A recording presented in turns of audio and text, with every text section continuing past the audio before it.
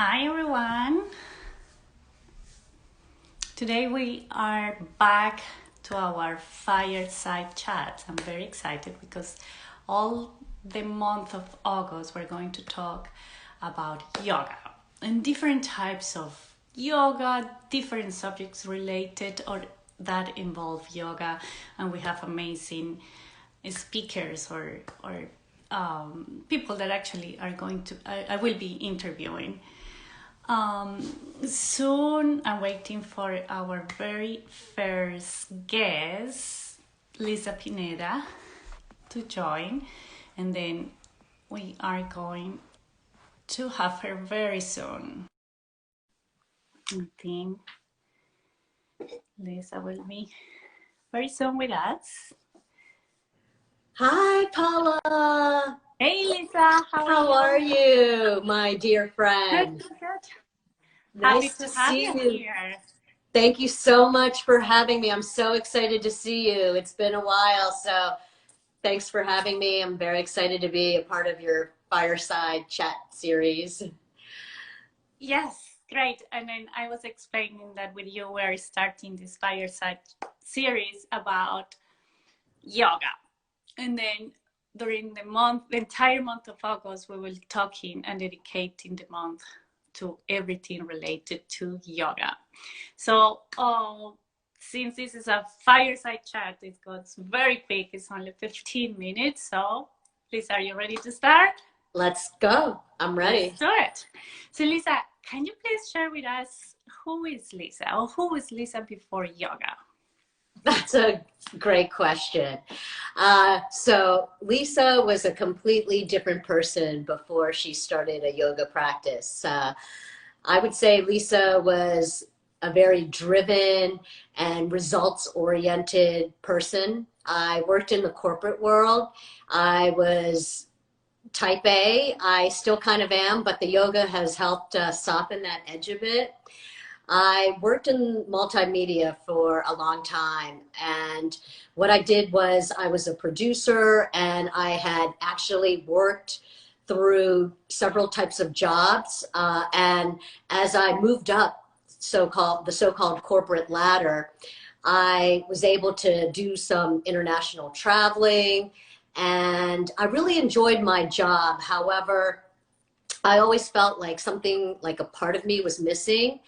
And so after my 9 to 5 job, I always ran out of the corporate world and to the nearest yoga studio. That was like my outlet. And that really brought me inner peace, and it made me feel less stressed, especially since I had such a demanding job. And to be honest with you, I didn't really like my boss. And, I really didn't see any other way of like feeling a way to like decompress and de-stress. And just being at the yoga studio, first of all, it was so beautiful. The yoga studios in New York City, they all have like such a beautiful, vibrant interior design.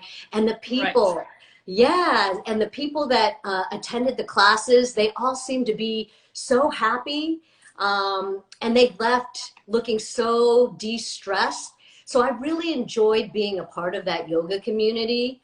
And, I practiced daily, and that really helped me perform well on my job and actually deal with like a really like abusive boss at the time. And it actually helped me navigate even through some, personal turmoil that I had. So yoga was like an outlet for me. And, um, the events of 9/11 happened, and my husband and I, we lived really close to the Twin Towers at the time. And after the destruction, that caused a lot of post-traumatic stress. So going back to the yoga studio really helped, alleviate that edge. And I always found myself to be a little bit anxious. And yoga was like this holistic way of like just relieving that stress and coming back to being myself. So, over time, I took yoga so seriously that I considered at the time about even going a step further, and maybe I should take, yoga teacher training. That was like the next step for me. I had like practiced with senior teachers, and then I decided, after a yoga retreat, hey, I'm going for it. Oh, And wow. yeah, so This I is took the plunge. amazing. Yeah, and I Because decided I to guess, become a yoga so, instructor. right.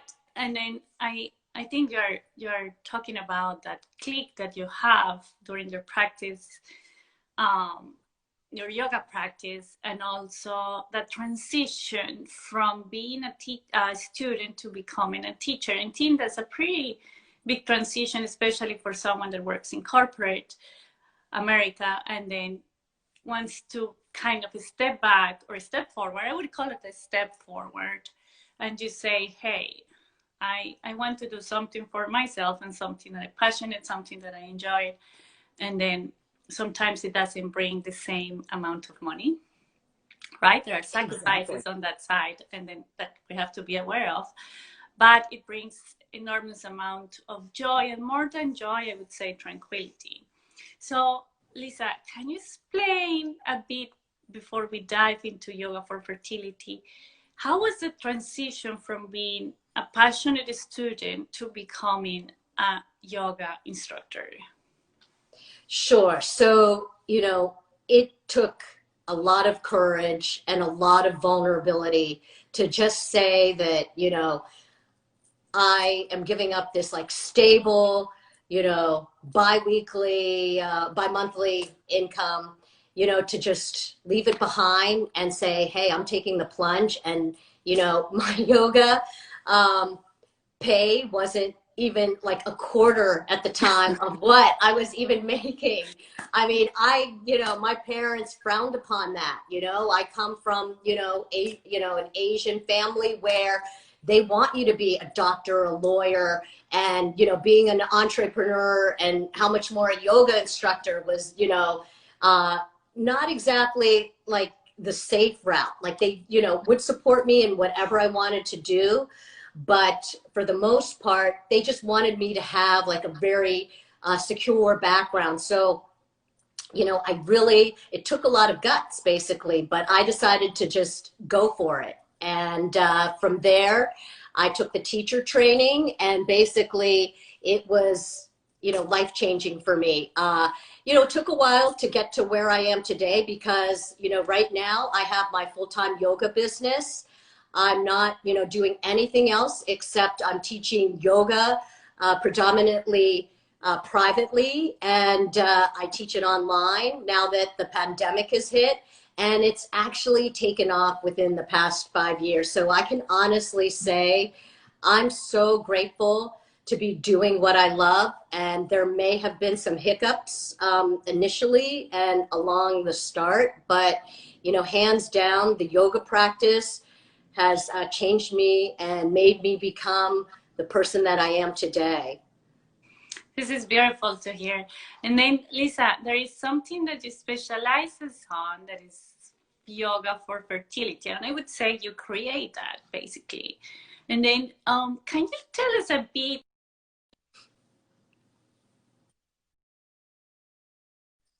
That's I'm okay. here. I'm back. I see you're back. Can you please tell us a bit about your experience um, trying to get pregnant, and then how that kind of contribute somehow to becoming one of the leaders into yoga for fertility? Yeah, that's a great question. Thank you so much for asking that, Paula. So, my path started out as the traditional yoga teacher, teaching to the general public. And I was, still doing that while dabbling and consulting part-time in the corporate world. But, there came a time where my husband and I wanted to start a family, and at the time I wasn't ready. But then when I did feel completely ready, there was something in my body that just, wasn't allowing me to get pregnant right at the spot. So I actually went through a year where I, struggled to get pregnant. And with the help of a fertility doctor and experts, I was able to conceive right away. Now, I know in my heart that it was the yoga practice that helped me and allowed me to become pregnant. And the beauty about yoga, it's not just the physical postures, but it's also the breath and the meditation. Because if you think about it, we are such stressed human beings. Our mind causes our body to tense up. And so what I did was I was able to conceive because I was able to, luckily for me, I was already a yoga instructor. It wasn't like I just woke up and, decided to start practicing yoga because I was having trouble getting pregnant. Luckily for me, I was already a certified instructor. So what I did was I drew upon coming back to my breath, and that I think helped calm me. That reduced the amount of cortisol that runs through the adrenal glands. That's the stress hormone. And so coming back into this calm state of awareness helped me, I believe in my heart, to get pregnant. And so when the chances for me to conceive were low, I basically used my yoga practice. And after I became pregnant, I vowed to give back to this community.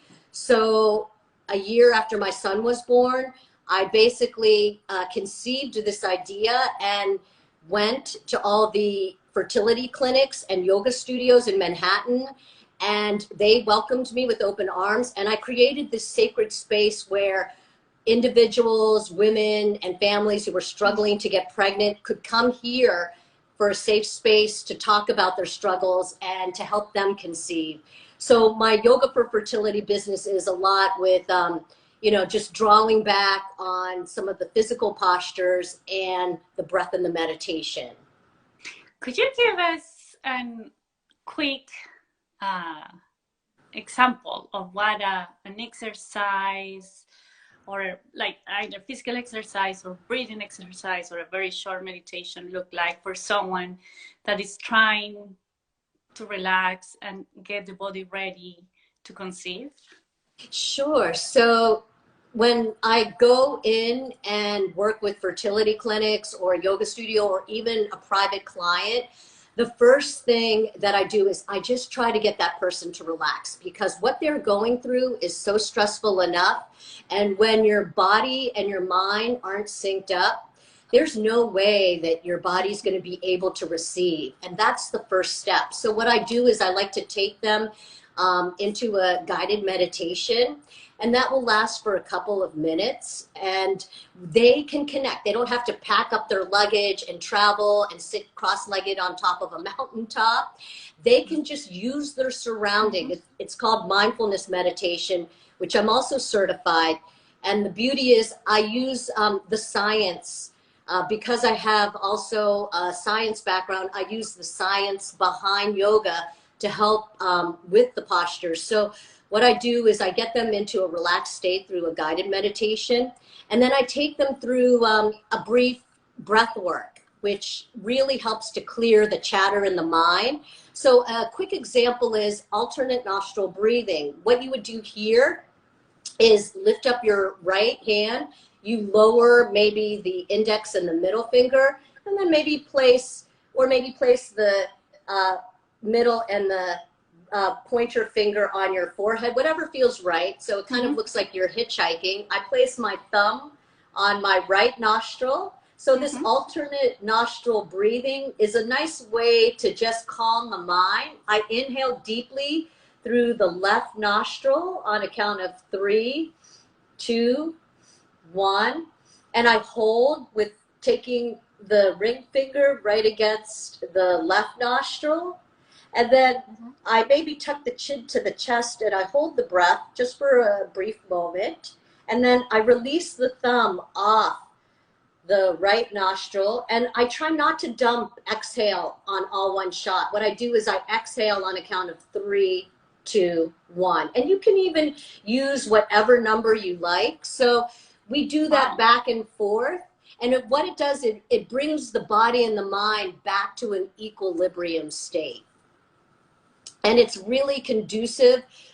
So when you're feeling stressed out, I always like to, start out with some sort of breath work, because when people think of yoga right away, they automatically think of the movements like warrior one, warrior two, but it's also a large part of the pie is the meditation, the mindfulness, and the breath work, focusing on the breath, because the breath is what your life is. It's your prana.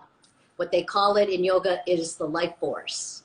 Right. And it's about that connection between the mind and the body, right? Exactly. As we say in Tucketts, well, open toes, open mind, but it's exactly that connection. And now, because I mentioned toes, tell me, do you like your feet? What do you think about your toes?